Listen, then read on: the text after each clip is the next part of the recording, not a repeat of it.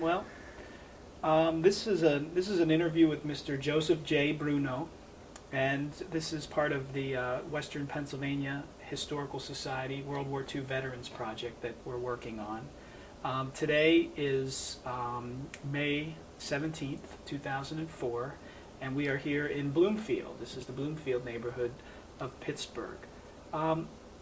Mr. Bruno, could you just start by telling me your date of birth and where you were born? I was born February the 8th, 1925, up in Bloomfield on Cedarville Street.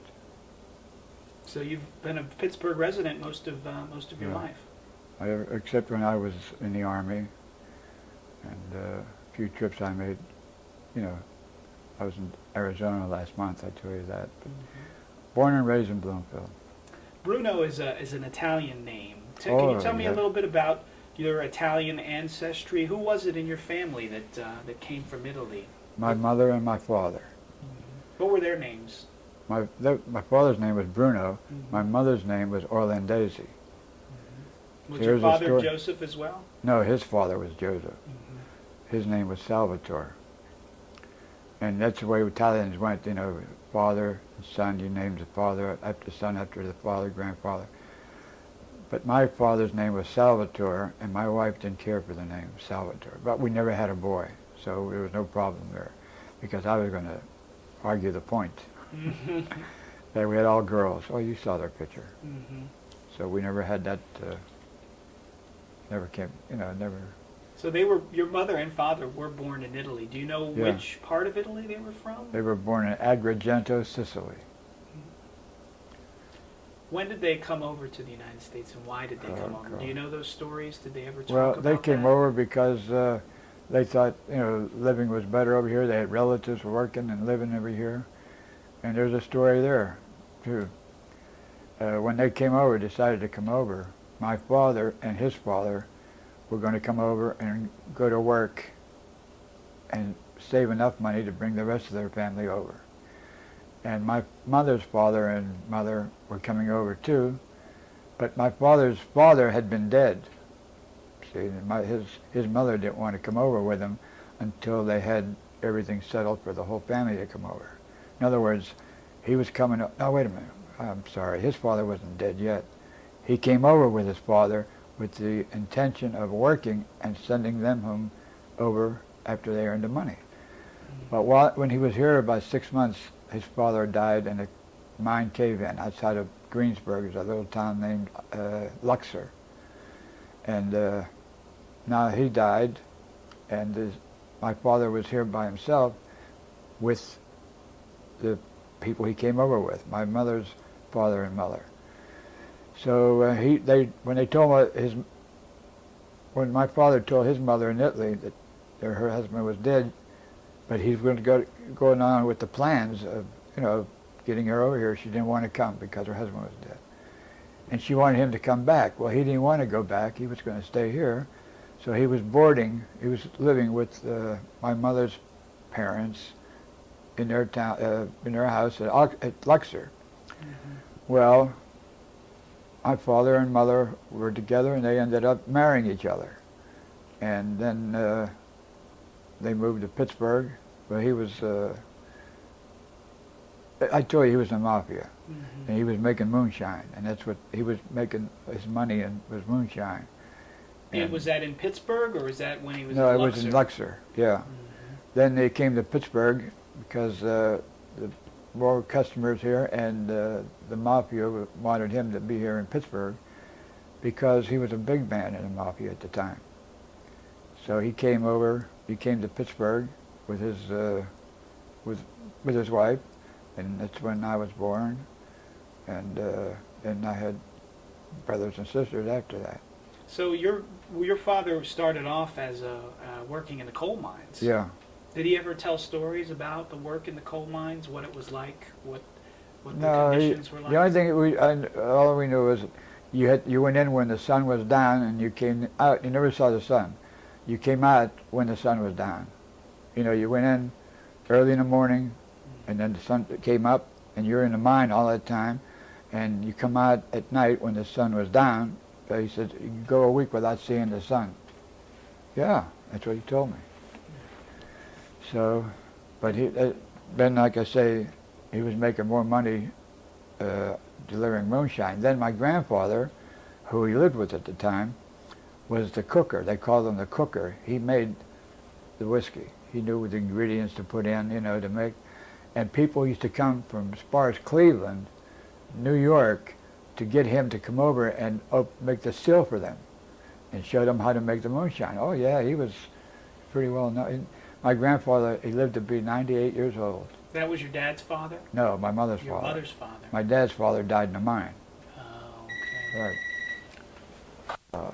So your grandfather on your mother's side was involved in making stills. Right. And that was during the Prohibition time, I'm Yeah. assuming, when it was illegal to make alcohol. Right. And your father then got involved in the business and My father eventually went out. moved to Pittsburgh. Is that Yeah. do you think one of the reasons he got into that business was that he wanted to get out of the mines? He didn't like working in the mines? Well, it could have been. Mhm. But one of the funny things happened on Sundays when we were home from school. He'd be down the cellar with my grandfather and 2 or 3 other guys, and they'd be doing things that we didn't know, But they were always filling up these bottles, put them in cases, and put them on the side. So these cases were reaching up to the ceiling. They didn't have high ceilings, And we asked my mother, what are they doing, Mom? She said, they're making root beer. Oh, okay. But what was funny, when we wanted root beer, we had to go to the store to buy it. And when we came home from school on Monday, now this was Sunday when they were working here, we came home on Monday, came back from school, all the root beer was gone. I mean, we were kids, we didn't know it. But all I remember is that when we needed root beer, we went to the store, and they're making root beer, and we can't drink it. And then was this in your basement that this was happening? Yeah. And were you living at Cedarville at that time? No, we were living on Paulson Avenue. Paulson Avenue. It's right outside of East Liberty. Mhm. Do you know where that's at? I do. Yeah, Paulson Avenue is where we live. I remember that. That was 1932, and I remember the year. You know why? There was an old car sitting on the street with a license plate that was old, and it was 1931, I think. They couldn't, wait a minute. The license plate was 1930, and this was 1932, and they couldn't drive it. And it just sat there for, I don't know, for months. That's why I remember the year.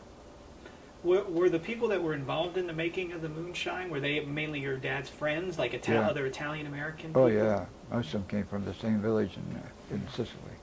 And then what would they do once they made it? They would then... They sold it. I mean, you'd go to nightclubs. Nightclubs used to be their biggest customers, But they had people. I'll tell you another incident.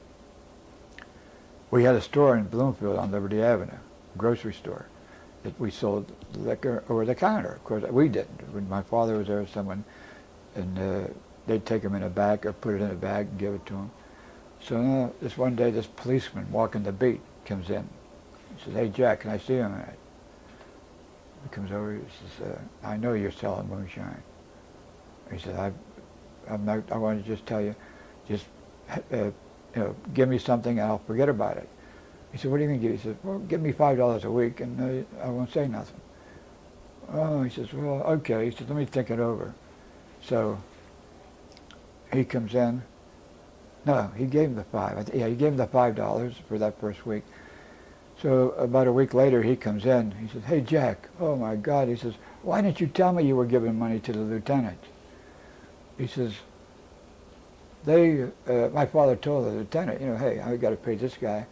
He says, "They shipped me out to Highland Park. It was like the Boondocks, He says, "And now I'm not working in Bloomfield. I'm working out there. Tell them that I don't want the money no more. That I'll, So my father told him, and he came back on his Bloomfield beat. Yeah.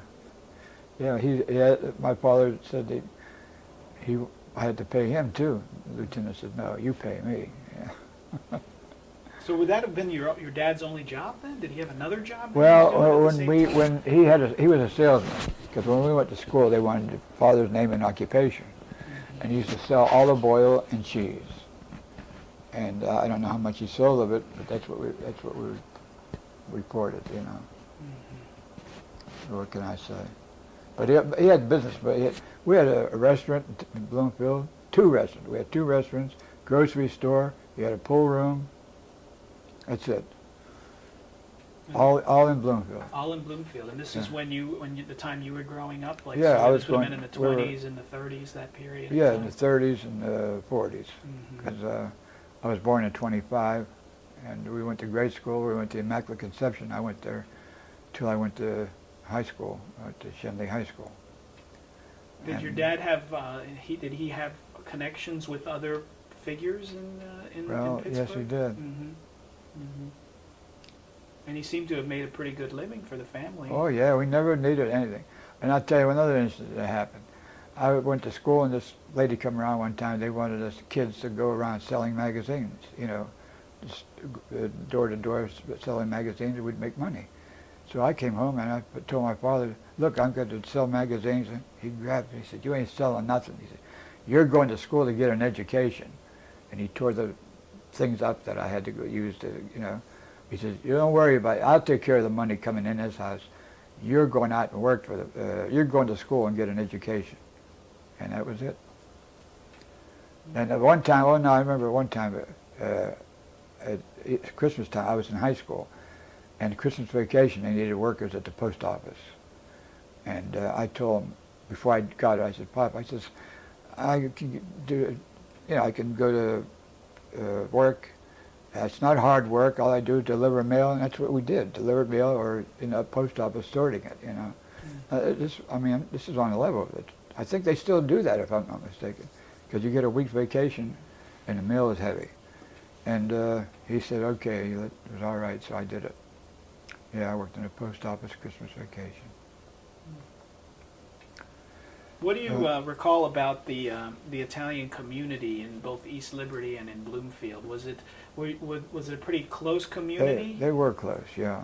They were. In fact, when I got married, she wasn't Italian. She was Irish. And my grandfather, strictly against it, right? No, good. They want to send me to Sicily to get a girl. I said, "No, I got a girl." So we had a little bit of discussion, not arguing, but so one night I took him up to the pleasure bar. You remember the pleasure bar? I took him up there. I said, "See that? There's girls at the bar, You said in a bouton. You know what a bouton is? A whore. Mm-hmm. Yeah? I said, "See that one over there? She's Italian. She's a whore too." I'm talking Italian now. Right. He says, "And see the one over there?" I said, "You think she's Italian?" "I don't know. He said, "Well, she's Italian. And she's a whore too. There's 3 of them. You only marry one of them?" That did it. So finally we got married. Now, we were married and I had 2 kids. We had 2 kids. But my father, everybody came over except my grandfather. Never came over. We lived, you know where U Street is? We lived on Taylor Street, and they lived on U Street. My grandmother and grandfather, that's another thing that Italians, their parents never went into an old age home. They lived with their kids. But anyhow, my grandmother and my grandfather are living with them, and they're only a block away from our house. One day I came home from work. See, I had a good job then. I came home from work, and she says, "You'll never guess who was here." I said, I don't know. I mean, who? Guess what? Your grandfather was here. After 2 years we lived there. Your grandfather was here, and he gave the kids a dime. He gave all the kids a dime. I says, "Get out." So that broke the barrier, and we were all right then. The reason that he didn't come for so many years was Because she was Irish? Right. She wasn't Italian. It sounds like there was a lot of animosity between the Irish and the Italian community. Well, Is that I don't something you know. observed when I don't know if it was community. I mean, I think it was just my grandfather, that he was hard-headed, and the way he was, And he was 98 when he passed away. He had all his teeth. He could open a beer bottle, and he didn't drink water for 30 years. All he drank was wine. He made wine every year. Oh yeah, cigar. Everybody had his wine. Where did he make it? In the basement? In the cellar, yeah. Oh yeah. Were you ever involved in the process? Did you help We out? helped. Yeah, we had to. We did. Did you ever see how you make wine? They have the thing you turn and squeeze it. It comes down, you know, and sometimes it drips for hours. Just then when it stops dripping. Did you ever see in the backyard when they have these big piles of grapes? That's what it is. They make and they dump them out in the yard, and the rubbish men take it away, and you give the rubbish man $1 because he does take it away. Yeah, not $1, a bottle, a bottle of wine. Oh yeah, and they're waiting for it. Now, would kids drink a little bit of wine as well when you were growing up, or Well, more no, of an adult not thing? too much. A little bit, but not that much. Mm-hmm. You know, I don't think they wanted us to drink it. You know. Mm-hmm. But see what happened one time. My grandfather's sitting on a couch watching TV, and he starts coughing, choking like that. My sister runs in and gets him a glass of water, brings it out to him. He drinks it, and he spits it out. He says, "What the hell was that?" My sister said, "Well, it was water." He says, my grandmother, his wife, "Get me a drink." And she went in and came out with a glass of wine. Oh, Christ. Did your family, who came from Sicily, did they primarily have friendships with other people from Sicily? Like, what were the relationships like between Italians from Sicily versus the Abruzzese or the Napolitans? It was a little closer. I mean, they didn't ignore them. You know, they were friendly with them, but the Sicilians were pretty close. Well, they claim that's where the mafia was born, in Sicily, and I think my grandfather's the one that started it. Oh God, he was something else. Yeah. I'm sure he had some stories then. Yeah. Mm-hmm. They wanted me to go to Sicily when I was going overseas. Told me to go because they still had family over there, but I never got the chance. I was in southern France, in the Riviera. I saw it across the ocean, the bay. You know, I could see Italy, but I never got to go there. So did your father make any trips back to Italy when he was here? Yeah. Oh yeah, I got a picture.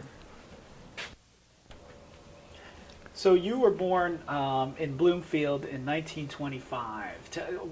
What are some of your earliest memories of growing up in Bloomfield? Is there anything that stands out in your mind about the community that you lived in, or about your family life? Was it a distinctly Italian home? Like, what aspects of the Italian culture were common? God, that's hard. I mean, I know we had to speak English because my grandmother and grandfather lived with us. I mean, we had to speak Italian, you know. And I can't think of anything. Did you have? Did your mom cook Italian food? Oh yeah. Mm-hmm. I mean, every Saturday and Sunday, we had big meals, you know. And was it a big extended family? Like, for instance, did you have any brothers? I had 2 brothers and 2 sisters. I was the oldest. Mm-hmm. My one brother passed away, and my one sister passed away. I got a brother and sister still here. So it was a decent-sized family. Oh yeah. Tell me about about going to school. You mentioned earlier that your dad was really adamant about you getting an education as opposed to going out into the workforce. So what schools did you go to? Did you go to Catholic school? I went to Immaculate Conception in Bloomfield, and then I went to Baxter Junior High School in Brushton. Then we moved back to Bloomfield, and I went to Shinley for the 3 years of high school. I graduated from Shinley. Then I got, I had to go to the Army when I was in the, I turned 18 while I was a senior in high school. So the draft board gave me time to finish school, and then I'd have to go to the Army. Well, I never got my diploma. But then, when I got a couple of years ago, they had this situation for the, I don't have it. But you did. But I got my diploma. See it up there? So you did finish school. The Army said that you need to finish school. Okay. Then I went to Duquesne. I played football. I was a football player. Mm-hmm. I got those here, I know. Is that after the Army, or is that? No, that was after the Army. But anyhow, while I was in the Army, you know, they never played football in Europe. You know, that we won the first football championship that was ever played in Europe. Now they have regular leagues of football. That's me there on the left. That's me there.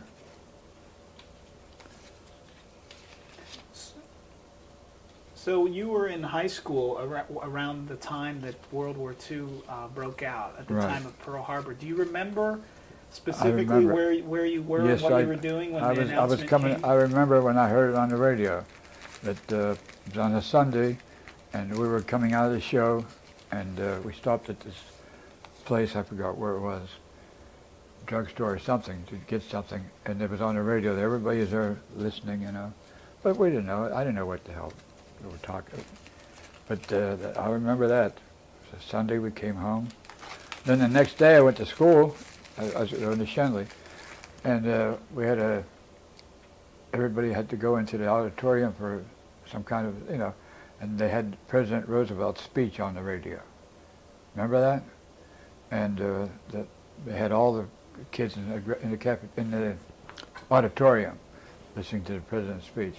Now I went back to the room. We went back to our room, and our teacher said, "I know you kids don't understand," he said, "but everybody in this room is going to be involved in this war some way, one way or another." What figure? What the heck? What she know? You know, she was right, and she was crying. Yeah, we see she was crying. So at that time, did you realize that you would have to go and fight this war? No, heck no. Mm-hmm. No, I didn't. But that must have been 41. Yeah, December of 41. Yeah. And then when did you graduate from high school? 43. 43. Yeah. I wasn't 18 yet. You had to be 18 or more to be drafted. Well, I was 18 on February the 8th of 43, and I was supposed to go down. I did go down and sign up, but they said they'd give me time to graduate, which was in June. So in June, I'll tell you what happened. Our graduation exercise, it was at 9 or 8:40, and I had to catch a train. No, graduation exercises was at 9 o'clock. It's 9 o'clock. Oh God, I can't remember. Well, anyhow, I had to report to the train station 45 minutes after the graduation started. I had to go over to P&LE over there to get the train to go to camp. What's PNLE? What's that? Pennsylvania Lake Erie, Oh, over on railroad. South Side. Mm-hmm. I don't know. Where were you going to? You were going Well, I went to Fort Dix, New Jersey. When you were after Pearl Harbor happened, and the United States went to war, were you exposed to any sort of anti-Italian sentiment because we were at war with Italy? Did that affect you at all in high school? No. Mm-hmm. I had the personal experience. One time a guy called me Little Mussolini, and I knocked him on his ass.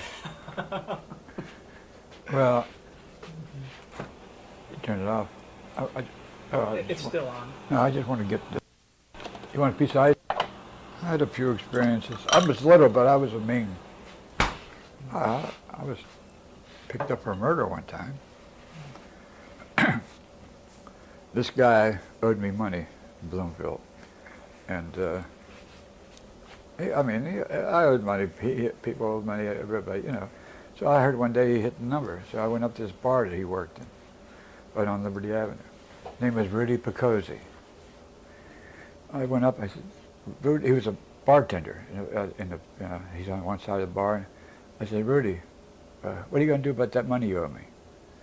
He said, well, what are you going to do about it? It set me off again. I started, they had to pull me off of the guys. Now, about a week later, or was it 2 weeks later, I'm walking down the street and these two guys come up to me, Joe, Bruno. I said, yeah.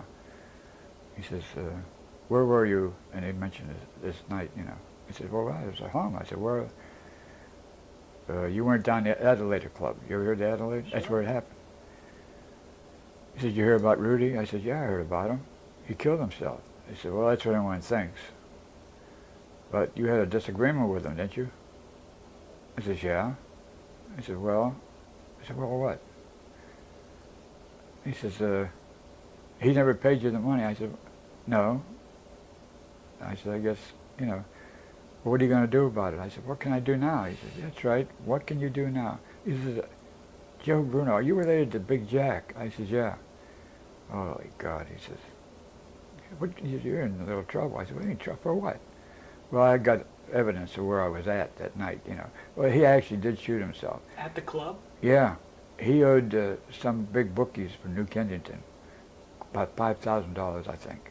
And they told him if he didn't have it by Monday, they were going to come and see him. Well, this was on Sunday night. He went down to the club downstairs and shot himself. Rudy Picozzi, you can check on it. When would that have been? Would that have been in the 50s sometime? Oh, Christ. Yeah, it had to be. Mm-hmm. Yeah. So this other, when you were in high school, did this guy call you a little Mussolini? Was that a classmate, No. or when was that? No, that was in the Army, I think. Mm-hmm. Yeah. It was in the Army. And what was your reaction to that?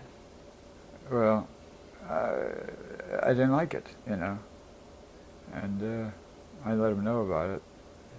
Like I say, I wasn't a big guy, but there weren't, I don't know. I was no mean guy, but I didn't take no shit from nobody. So tell me about your about how you came to be in the Army. You on the time that you turned 18, you had to go and register for the draft, and then you were drafted soon after that. They gave me time to graduate from school, which I did. What branch were you in? The Army? Was in the Army. Well, you had two choices. If you went to the Army, you had 2 weeks before you went. If you went to the Navy, you had 1 week. So because I had the 2 weeks, I took the Army. And that's how it ended up, you know. How did your parents feel when you told them about the fact that you had been drafted and you were going? Well, what could they say? I mean, they didn't like it, but I mean, they know it wasn't anything I did wrong, you know. Oh, geez, I have to get my cigarettes. Were they proud of you? Oh yeah, they come down to see me off at the train. You know, they brought me down, and my father, the first time I ever saw him cry. Yeah, my father never cried. They put me in the medical corps. Did you find out right away that you would be in the medical corps, or was that after? No, after boot camp. So tell me about the where you went when you first got on the train. We went to Fort Dix. Mm-hmm. We went to Fort Dix, New Jersey, where they call boot camp, you know, and you go through, saying, you know, just getting you ready for wherever you're going. Then I forgot how much time it was, maybe a month or two. They assign you to an organization. And I was in the 409th Ambulance Company. And I didn't know how to drive. I never drove. So boot camp was mainly physical activity, running and exercising and that sort of thing. Right. How about firearms training? No, we didn't have no firearms training. Then I didn't like that, so I asked if I could be transferred to another, I don't know, like tank corps. Well, the only thing that was open was infantry, and I took it. Why didn't you like the ambulance corps? I wanted action. I mean, you know, I was going to teach you how to carry a stretcher and how to give shots and get an orange, and you learn how to give, you know. I didn't go in the Army for that. I wanted action. So I volunteered, and they sent me to the 63rd Infantry Regiment, Division, Infantry 63rd. So after boot camp, were you assigned to the 409th Ambulance in Fort Dix, or at that time did you move on to something else, or? No, I think it was then they pushed me over they just transferred me to a different camp. And it was 1943 when you first went into the Army. Right. Did you know a lot of the men that you had trained with at boot camp, or was it people from all over the country? No, it was all from Pittsburgh, but I didn't know too many of them. In fact, I don't think I knew anyone. Because I didn't, just people from my neighborhood that I knew, that there was nobody there. Were a lot of them of Italian descent, or were they of all No, different all ethnicities different and kinds. cultures? Yeah. Were you nervous when you were leaving Pittsburgh for the Army? Well, I was a little sad. I'd never been away from home. And I was a little sad on a train. Yeah. In fact, nobody slept. Everybody was awake all night long. So, Once you joined up with the infantry unit, the 63rd Infantry Division, is that when you started to get training in weaponry? And right. Then one day I saw a bulletin board. They needed volunteers paratroopers. It was all volunteer work, you know. They needed needed people, soldiers wanted to volunteer for paratroopers. Well, I had a cousin who was in the 101st, and he came home on furlough while I was still a civilian. And he was telling me how great it was, you know, jumping out of airplanes and everything. And they put that sign up. They needed volunteers for the parachute division. I signed up right away. Boom. Just like that. I was at Fort Benning. Had you ever been in a plane in your life at the point that you signed up? No, never. So now I go down there at Fort Benning. 4 weeks you get your wings. And then I was in a plane. Is Fort Benning in Georgia? Yeah. Tell me a little bit about the training for paratrooper. I'll tell you that's what. kind of a rigorous regimen, It isn't was. it? We've had guys that couldn't make it. We had a lieutenant colonel. He had to go. He wanted to be a paratrooper, and he had to go through the school. He went through they call it stage A, B, C, and D. 4 weeks, you know. The first week is all physical. He went through it 3 times before he passed the physical part of it. Then he went to B, C, and D is the week you jump. What kinds of physical activities do you do in week A? Climb a rope, climbing over walls with no help. I mean, you know, you had to do it yourself, but I forgot, there was different ways you could do it, but it was strenuous. And you went through a tunnel. I forgot what that was for. It was, you know, it was strenuous. It was all strenuous. No thinking at all. I mean, you know, all you had to do is have a good body, and until I was like 18, 19 years old. And then what happens in the second week? Week B. Second week, I forgot. Then the third week was, second week was same thing, but not less strenuous. The third week was packing your chute, and the fourth week was jumping. That's the first time I smoked a cigarette. When you? See, when you're jumping, you have your chute on, and you're not supposed to have nothing in your pockets because the straps, you know. So now we're in what they call a sweat shed. You're in this building that you're waiting to get on the plane, put your chute on, and this guy comes down. He's handing out cigarettes to the guys. So he came to me and I said, no, I don't smoke. So he passed me up and went down, giving everybody a cigarette to smoke while they're waiting. So the third time, the third day, I'm there, he comes by and the guy said, hey Joe, take it, give it to me. So I took it, and when they left, I gave it to the guy, and he smoked 2 of them, right? The next day, I see everybody smoking. I figured, what the fuck, I'm going to try it. So he came around, he handed cigarettes, and I took it, lit it, and everything go. That was a hell of an experience, you know. Was that before your first jump, or that? Yeah, that was before that. Then the next week was a jump. We jumped 5 Monday, Tuesday, Wednesday, Thursday, day jumps, and Friday was a night jump. Then Saturday we had a big parade with got our wings and celebration and everything. How nervous were you on that first jump? Well, a little bit nervous, but I'll tell you what. Guys tell you, that after your first jump, you become used to it. They're full of shit. You're nervous every time you jump. You don't know what could go wrong. But then in combat, well, that's. I'll tell you what a thing that did happen to me. When you go out of the plane, so you only have so much time to over a certain area to jump. There might be water or trees or something. When they give you the signal on the light, jump masters, you start going. You ever see them jump out of where they go one right after the other? Because if you miss your drop zone, you might land in the trees or water. And at one time, I did hit a barn at my night jump. You hit a barn? Yeah. And I didn't get hurt. Did you land on the roof of it, or? No, on the side. On I the side hit of the it. side, yeah. Because I didn't think I'd be hitting anything, But what happened at one time, I went out. You're supposed to, the first thing you do is you go out and you shoot up.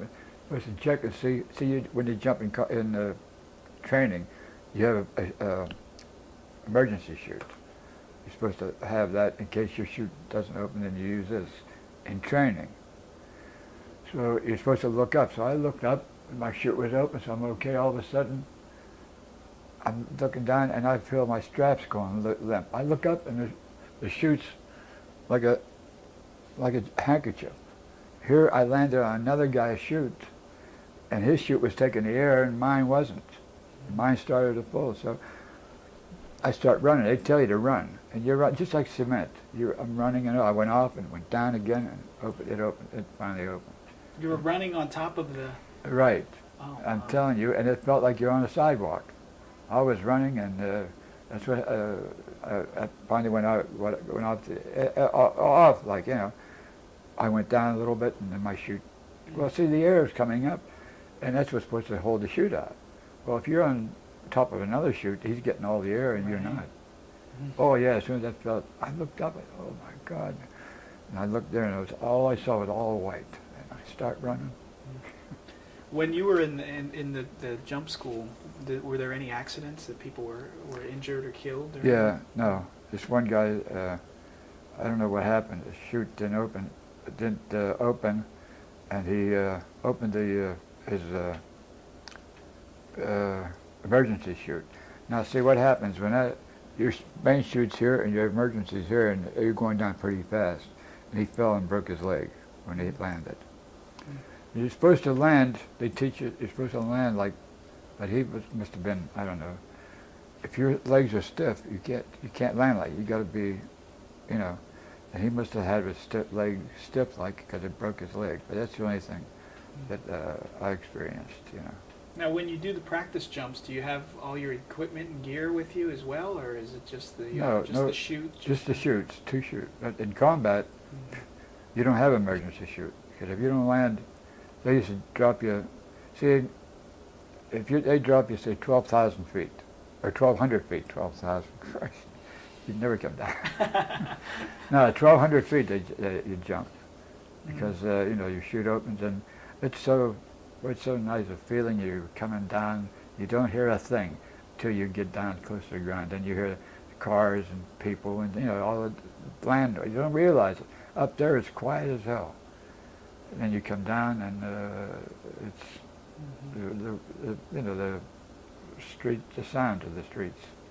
It sounds, from your description of it, it sounds like that you felt pretty comfortable doing the jumps. Yeah, it was fun. I mean, once it opened, you were all right, But like I say, you don't feel it's easy now. You don't feel. You still have a little anxiety, But what are you going to do? When you were going through the training, both the boot camp and the jump school, was any part of the training propaganda, anti-German propaganda, or anything like that? No. It was more physical training as opposed to... No. In fact, all the time, we never got... the only thing they taught us was how to kill. You can kill a guy with your hands, where to hit him, how to hit him. But anyhow, they never said nothing about Germans or Italians or Japanese. Nothing. I assume they assumed we knew what the hell we were doing, So jump school would have been 4 weeks total. 4 weeks, yeah. And then after you do your final night jump, then you get your The wings. next day you get your wings. And then you're assigned to a unit. Right. What was your unit?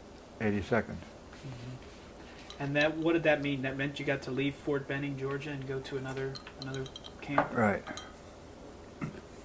Where did you go after Fort Benning? After Fort Benning. Mm-hmm. You remember? Oh, wait a minute. Where the hell did I go after I come out? Eventually you went overseas, right? Yeah. Mm-hmm. I went overseas with... Jesus Christ, was I? We went on maneuvers in Louisiana. No, that was with the 63rd. I went on maneuvers. Then I come back after boot camp. I think I went right up to Fort Dix. Mm-hmm. Yeah, that's where I went. We went to Fort Dix because we were expecting to go to another camp. Mm-hmm. Instead, we went overseas. We replaced went into the 82nd, the outfit we were assigned to Mm-hmm. in England, Mm-hmm. Southampton. Southampton.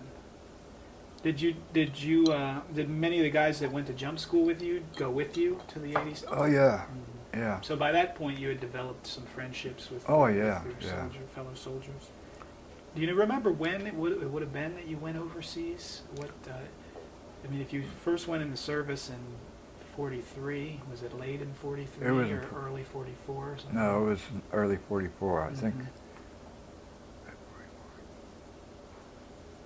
I think it was February or March.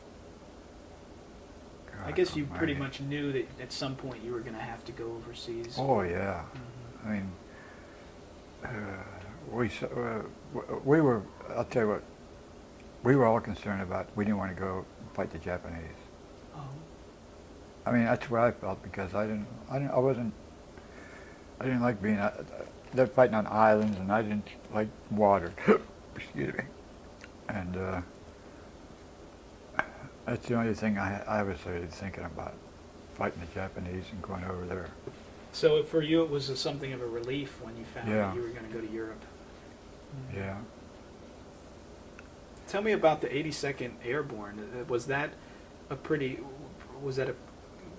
well-known unit at the time, or was it? No, it wasn't too well known. Mhm. None of us got well known until after things happened, you know. Mhm. Like the 82nd was never, well, 101st got a lot of publicity with Bastogne. Mhm. 182nd, we never had that much. Mhm. We just did what we had to do, and Mhm. a couple of things happened to you, you know, that you don't like to Mhm. talk about. I'll tell you. Oh, I don't want to say nothing. Mhm. I can't. Mhm. I don't feel right about it. Mhm. So you went overseas and you went to Southampton? Is that where you wound up? Yeah. What part of England is that in? Do you know? Is it preparing? It's right across the bay from France, Okay. across the English Channel. Mhm. That's where we're going to go. To show you the letter. Where the hell am I put that? How did you get over to Europe? Did you On a ship. you took a ship? We went over. It was a French ship, and we had an English crew and American soldiers on the ship. Pretty multicultural, huh? Yeah, it was And called Ile de France. It was a big luxury liner. Mhm. It wasn't that luxury. I mean, we had 5 cots, you know, downstairs. First time I didn't know there was elevators on ships.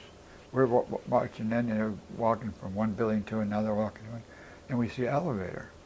Next thing you know, we're going down the steps, and the elevator's in the ship. We're on the ship already. I didn't know that. What were the mood of the unit and your fellow soldiers at the time? Were they pessimistic? Were they nervous? Were they hopeful? No, I tell you, we were playing cards and having a good time, you know. Make sure your equipment is all A1. Mhm. Oh, that's what main thing you had to be concerned with, your equipment. Tell me about what kinds of equipment you had. What were the standard things? You don't have to Well, name the everything. standard is a rifle, And that was an bayonet, M1? huh? An M1? M1, yeah. Rifle, bayonet, what do you call? Well, we were taught how to use grenades. That was here in the States. but we didn't have any grenades with us. In other words, they were with us, but not we didn't carry them on, you know.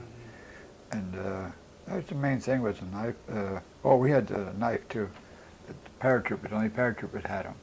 In case you got up in the tree, you had to cut yourself loose, you know. And we had it on these boots, you know, special made boots, like with a knife. Boy, oh Christ. It was a long knife, huh? Yeah, it was a long, but I should have had one. I should have brought one home. I brought a sword home. I took off a German officer, and I had a ring I took off a German officer. I had to shoot his finger off to get it. But it was a swastika ring. It was a SS, you know, the SS troopers, the big Gestapo. And you know what happened? Coming home on the train in New York, in Grand City, waiting for the train to come to Pittsburgh. I go in the washroom, take it off to wash my hands. Hey, Bruno, our train's leaving. I run out, left the damn ring there. Yeah, Jesus Christ.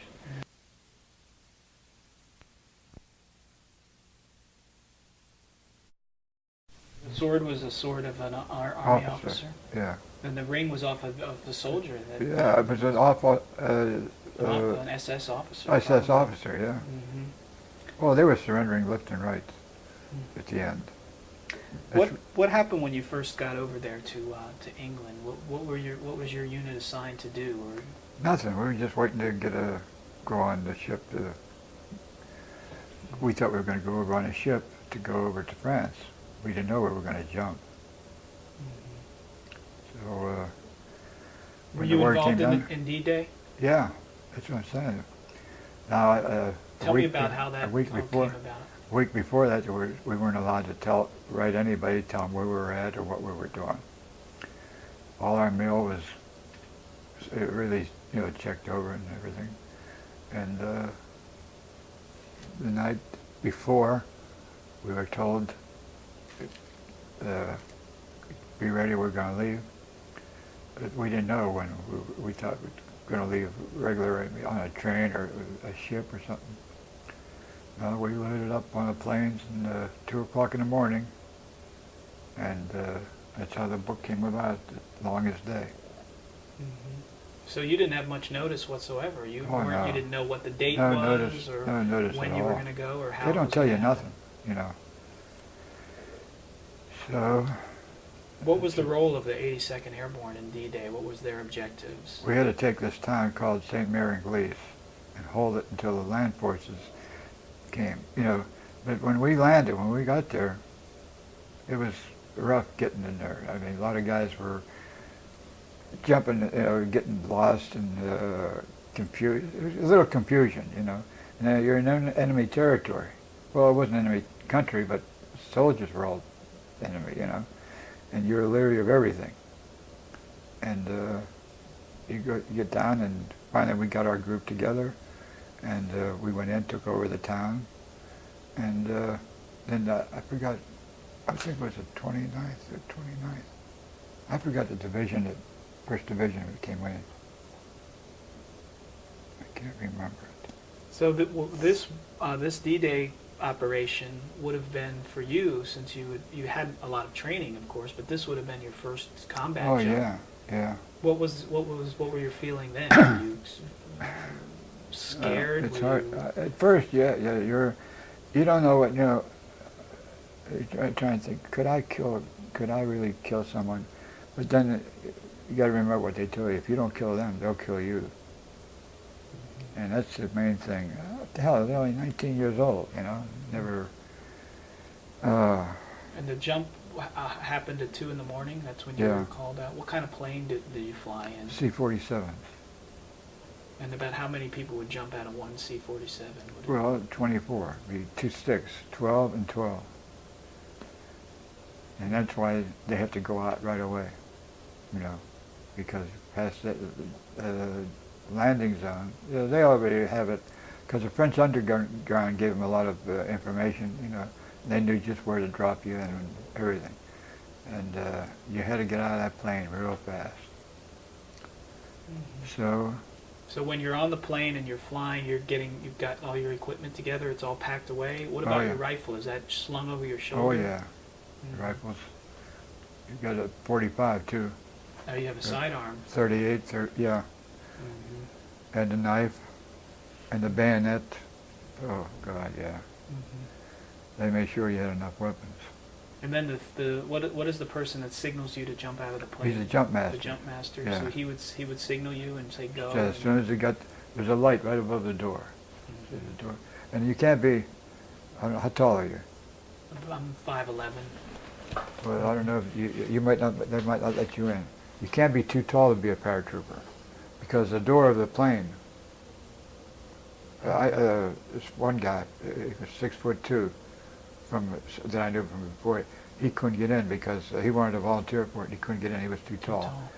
But so this is a door, so you know, and there's a light there. As soon as that light goes on, the jump master's there. You wait. You stand up, hook up. You know, did you ever hear that expression? Mm-hmm. Stand up, hook up. Put up static line. And that'll pull. Will that pull your chute open automatically? Yeah, right.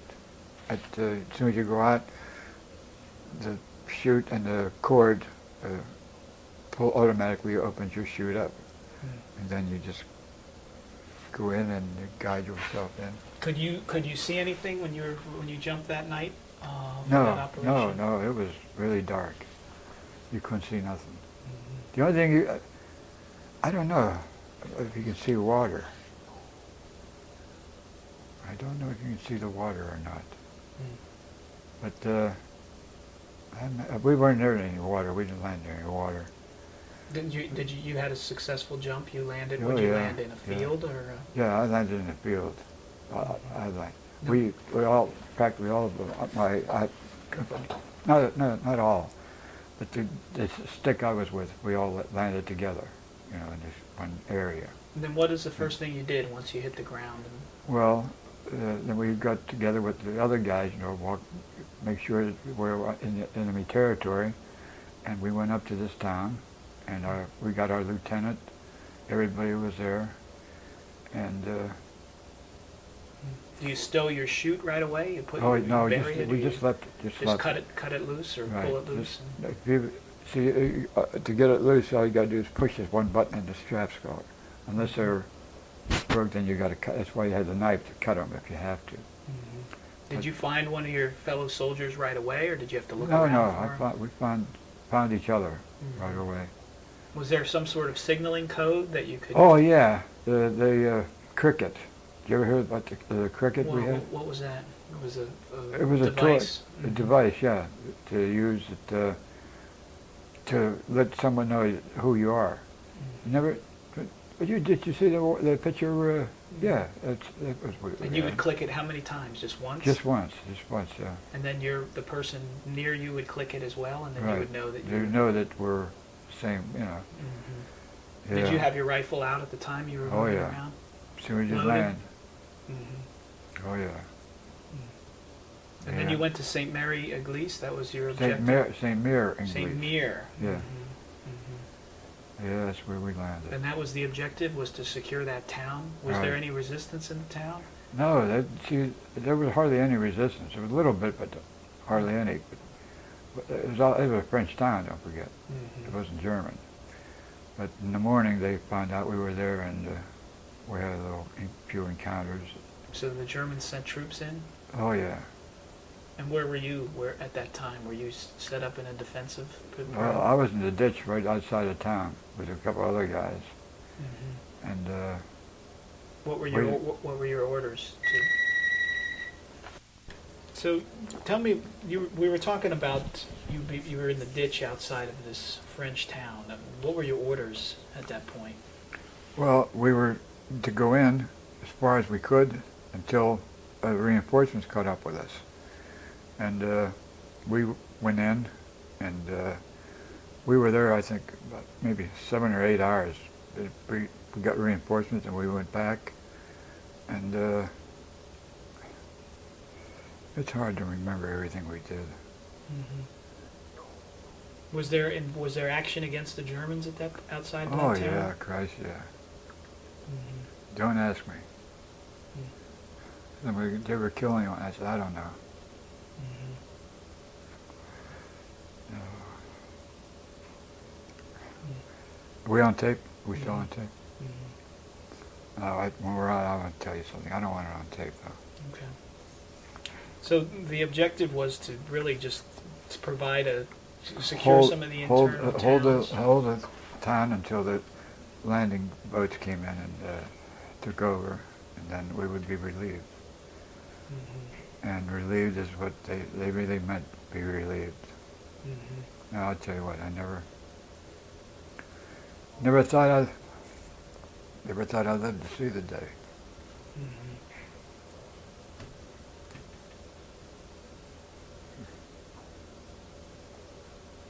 Well, it was an important operation. It had to be done. It was. Yeah.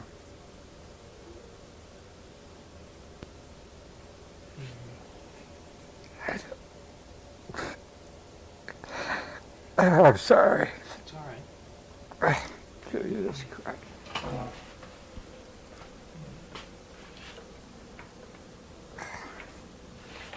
Is there something? I don't want this on tape.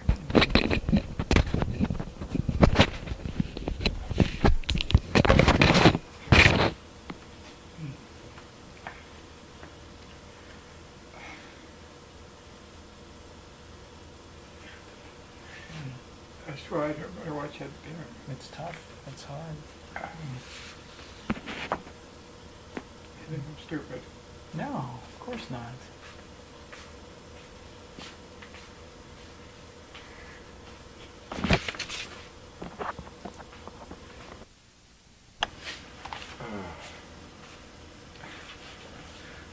Okay, now we're off the tape, right? Mm-hmm.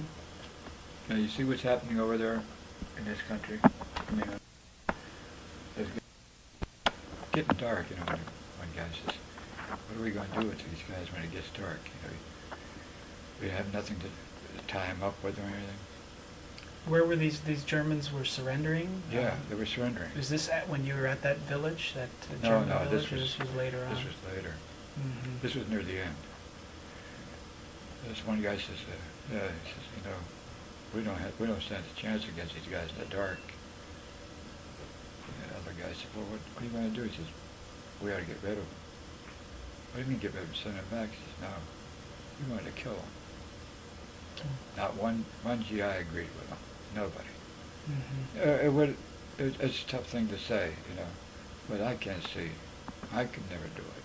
Just kill someone because of that situation. And I'll tell you, most of them were young kids. So, like I said, I never told anyone this. I told a couple of people, but I don't want that to get out there because it happened. I heard it did happen. The Germans killed prisoners, American prisoners, but we never killed any. In fact, I think I have that one. We had this prison camp. We had prisoners. Well, here it is. Yeah. See that?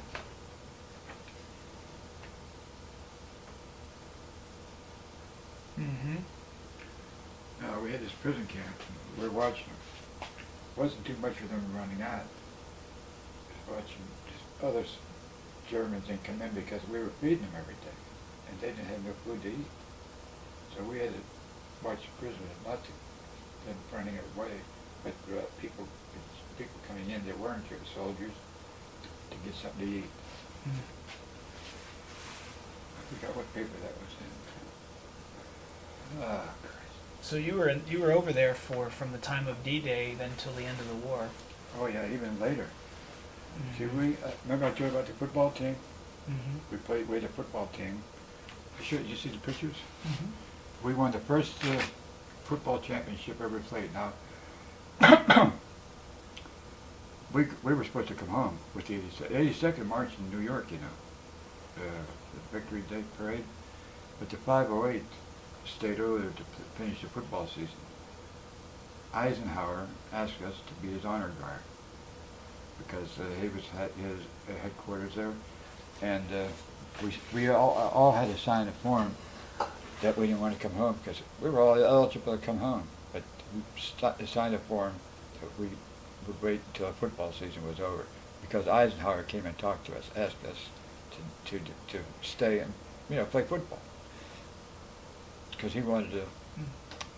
Oh wait, it wasn't Eisenhower. It was our colonel, Mendez. That's right. How did the football team come about? Was that does an Army football team that you organized? Yeah. And what position were you I assigned was a to? halfback. See, And then you were who did you play against? Just other groups of the Army? Other Army groups, yeah.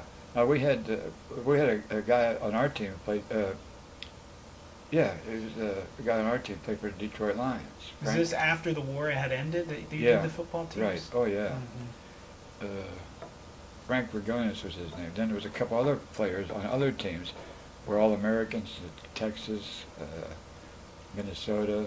They were, in other outfits, but they were there playing football, and we signed a letter saying you had to have so many points to come home, and we all had enough points, But we signed it and we stayed it until we won the championship, and then we came home.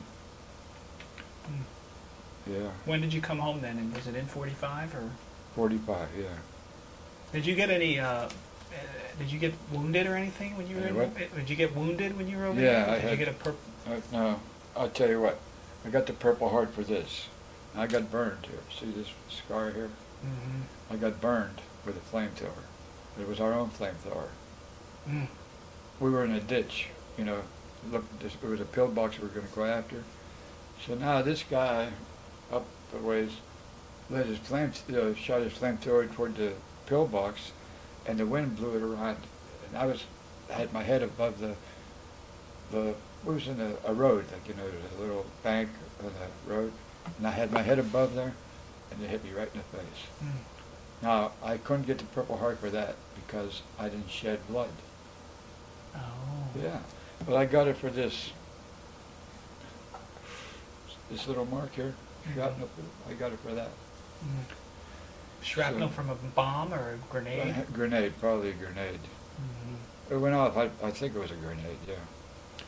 And that's how I got it. And what else would you say? So there were pretty strict rules about how you could get a Purple Heart and how you had to have blood shed, not for a burn wouldn't qualify. You had to shed blood. That's what it read there. Mm-hmm. Yeah. That didn't affect your face, the flamethrower, did it? Or it was just your chest? Just my see the scar here? Mm-hmm. Well, I'll tell you what. Well, there's me when I was, before I went overseas, right? Mm-hmm. Okay, now, here, let me show you. See this scar here?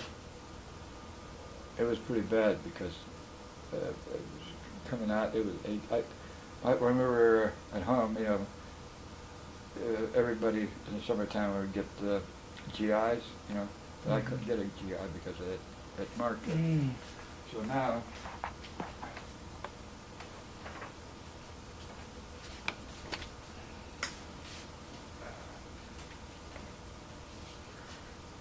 I hope I'm not taking up too much of your time. No, of course not. Okay, that's my wedding picture. Mm-hmm.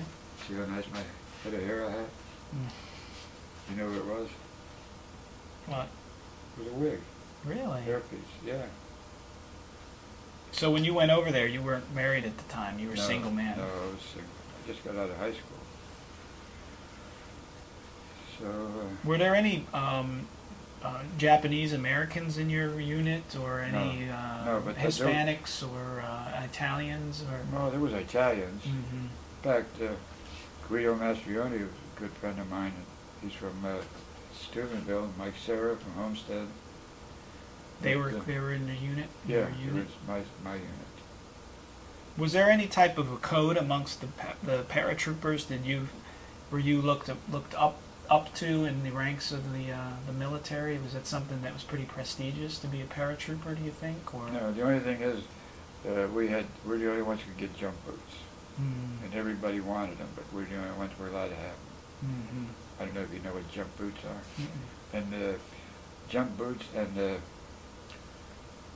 forgot what the hell. It was a uniform. And you got these wings, right? Which were a badge. Was that a? Yeah, it was the regular wings. Mm-hmm. See them on this picture?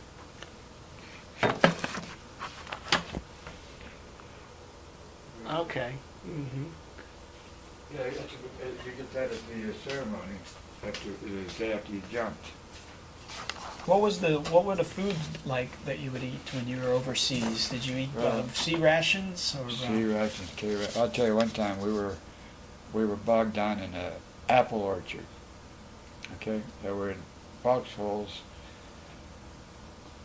German 88s firing at us. You know what 88s are? Okay.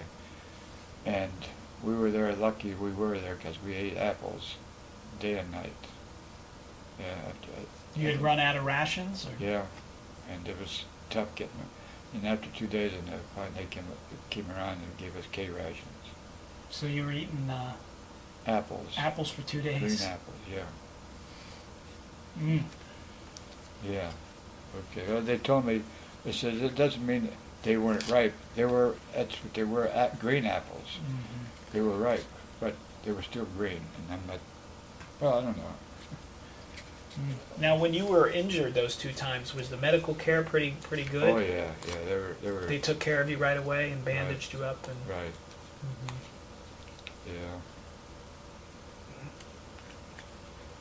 No, I had no complaints except. Actually, nothing. I want to say that. What were the feelings about your officers, your commanding officers? Were you No, positive? they were good. They were. Mm-hmm. In fact, I forgot his name. He was in Fox Chapel. He was a colonel. He lived in Fox Chapel. Mm. What the hell was his name?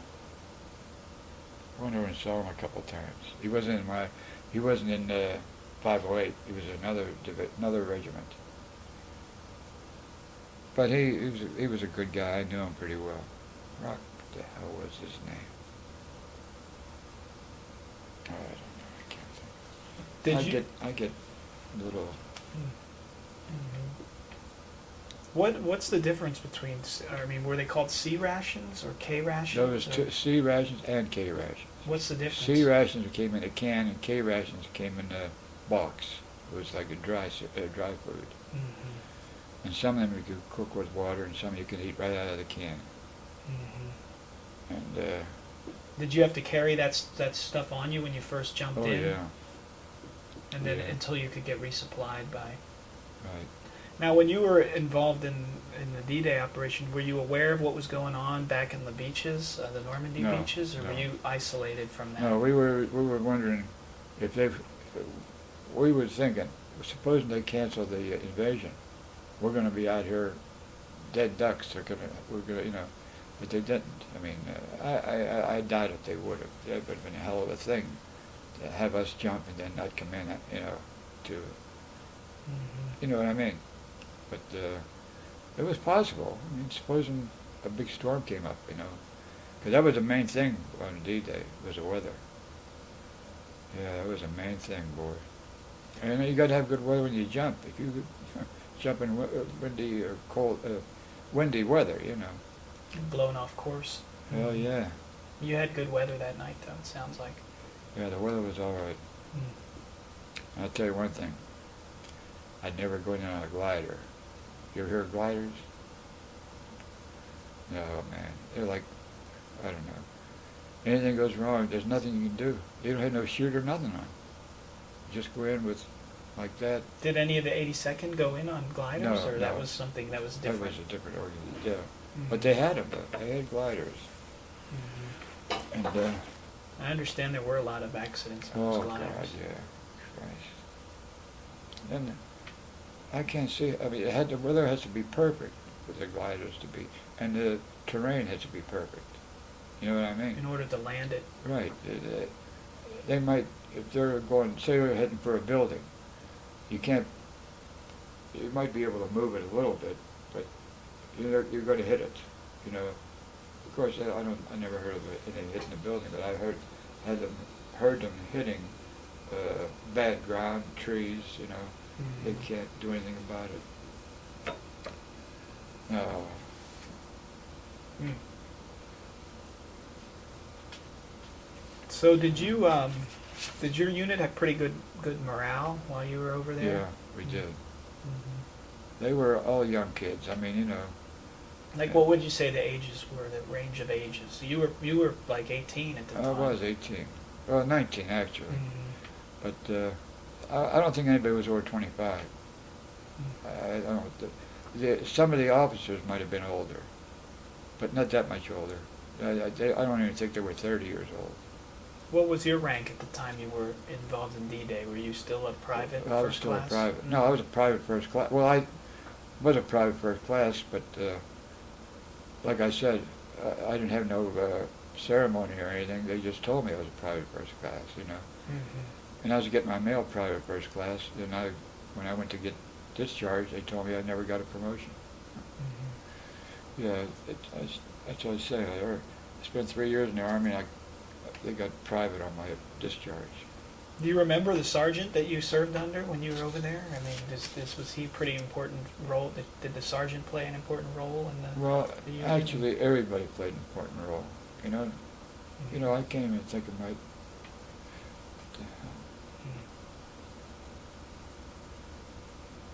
I had a couple of them, but I can't think of their names. So, I can't think of their names. Mm-hmm.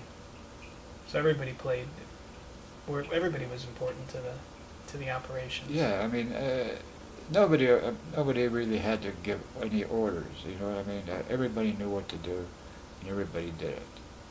It wasn't like, I don't know. Sometimes you see a movie where a sergeant is mean to a guy, or he's, you know, giving orders. Nothing like that. Everybody was sensible and reasonable. You know. Mm-hmm. I can't say there was anybody I didn't like. No, I really can't. Everybody was my friend. Well, when I came home,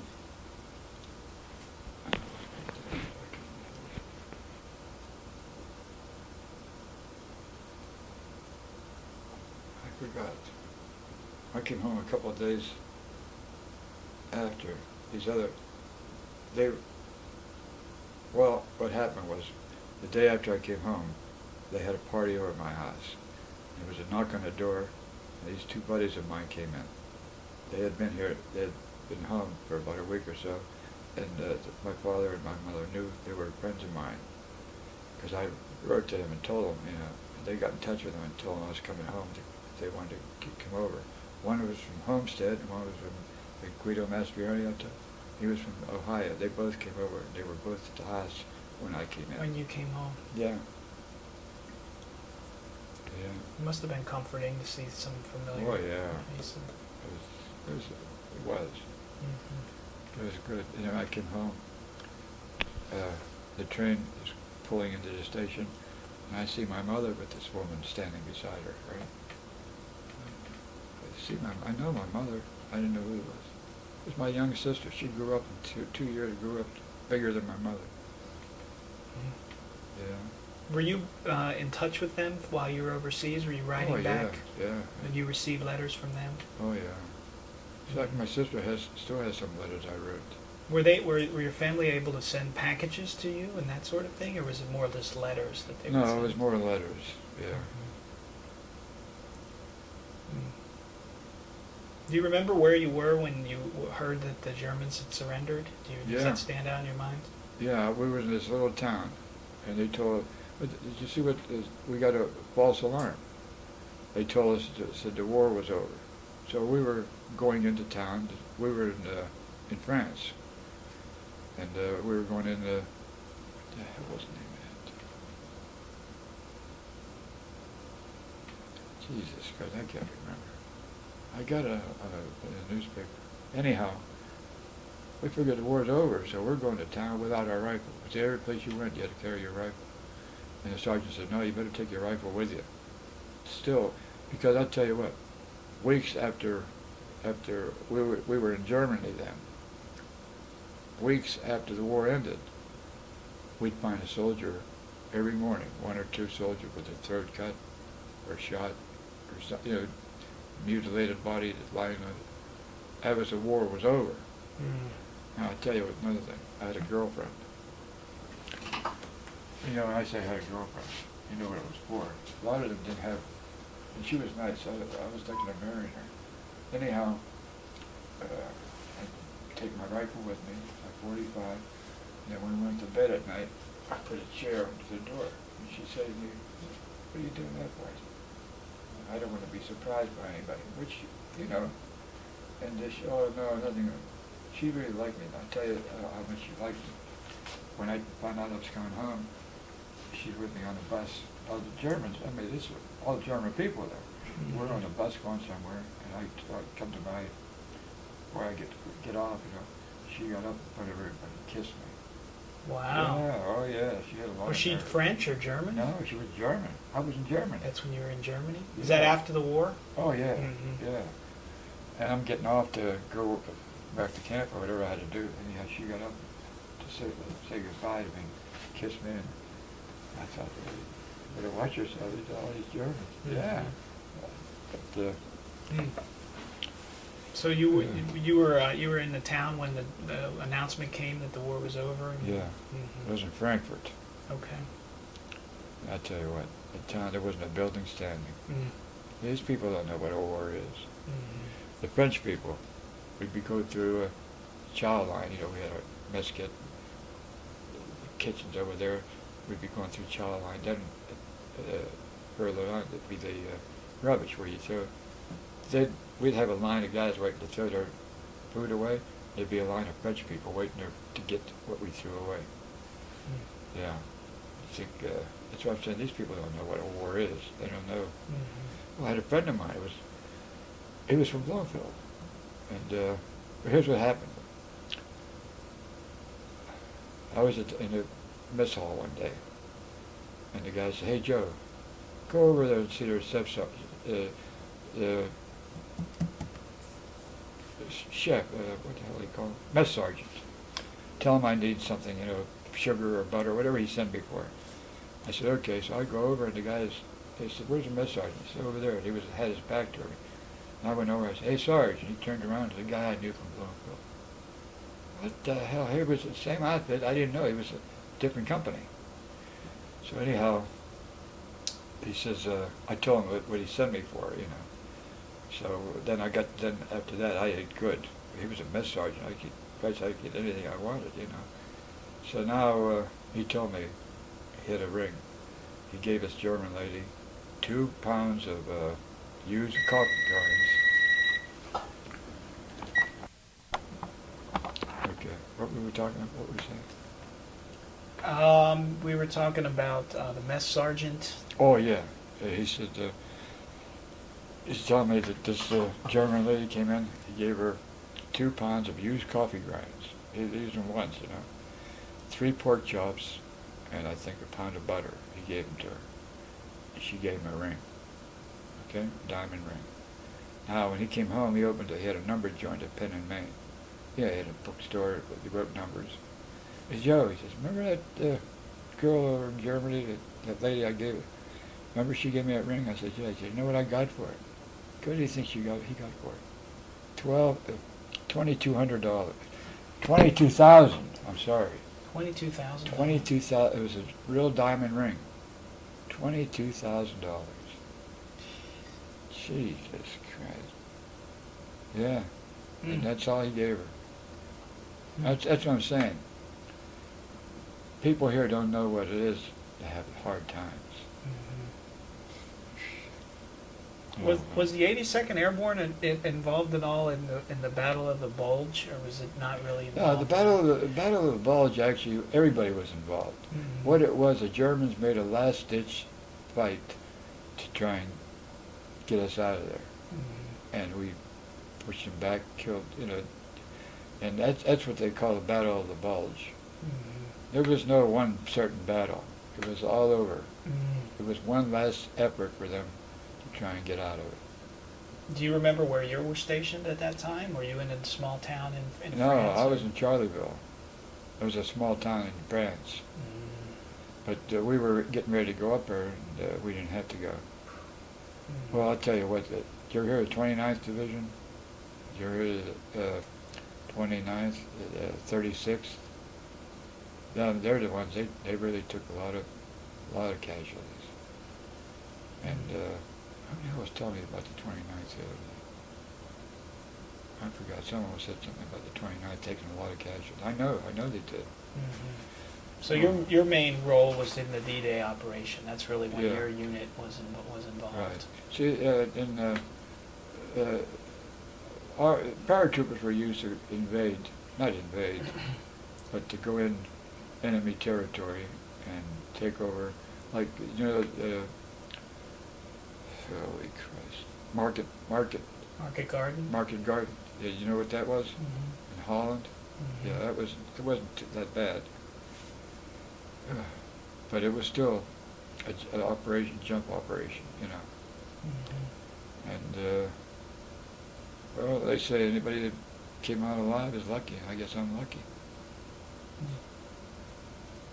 Are you still in touch with some of your No. war buddies, or are they pretty much spread out? Yeah. Mhm. The one I was in touch with mostly was Guido. But that's really, I quit right. I don't know what the hell happened. I don't know what happened. Did you ever watch Jag on TV? Well, I was writing to him. See those pictures I have up there?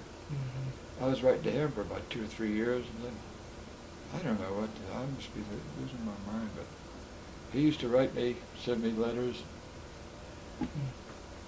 Oh, I asked him if he could help me write my book. That's right, and he told me he was busy. He was busy. His girl called me a couple times. Here. Oh, yeah. See, I got this letter from him. Jag. But then I got others. That was.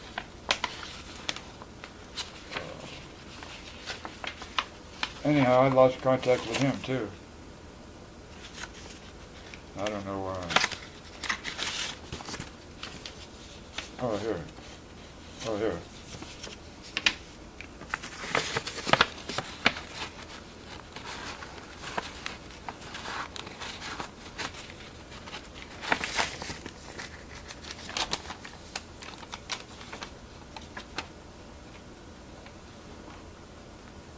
That's the letter I sent to him. I had my daughter type it up and I sent it to him. But I was writing back and forth to him for about 2 years. Then I stopped. I don't know what happened. I should have kept in touch with him. Oh, Christ, you know what? I think I'm getting old. I don't remember half the damn things I'm supposed to.